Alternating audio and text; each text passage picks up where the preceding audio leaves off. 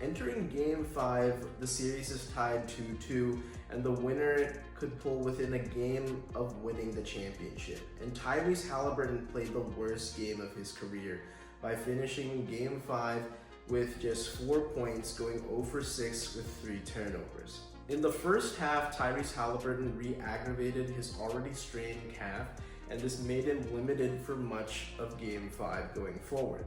He scored just 4 points, like I said, without making a single field goal. And something we can definitely say about Haliburton is that he's just not quite there yet as a superstar. Superstars are consistent, and while we've seen so many peaks during this run to the finals and even last year when they made it to the Eastern Conference Finals, the lows are sometimes as deep as the Grand Canyon because we've seen too much inconsistency with Tyrese Haliburton. There's sometimes he just looks too passive, and then there's other times where he's just far too sloppy with the basketball. And yes, he was certainly injured in Game 5 and it limited his effectiveness against this historic OKC defense.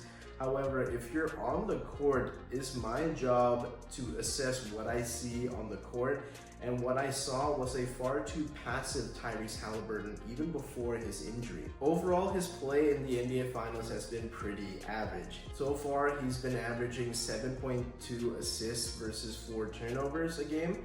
And while that's solid for many point guards, it's nothing compared to what we saw during this postseason run where he averaged 9.8 assists versus 1.9 turnovers a game, which is a stark contrast and shows how good Oklahoma City's defense is compared to the rest of the league. Their length is one thing that can bother most teams, but when you have a guy like Lou Dort that can simply absorb any type of leverage you try to gain, it's just a bad matchup for Tyrese Haliburton. Tyrese is one of the bigger point guards in this league, but he's not really that strong, and when he gets bumped off his spot and then his path to the paint is cut off, he's effectively just dribbling around the perimeter and then settling for a tough jump shot.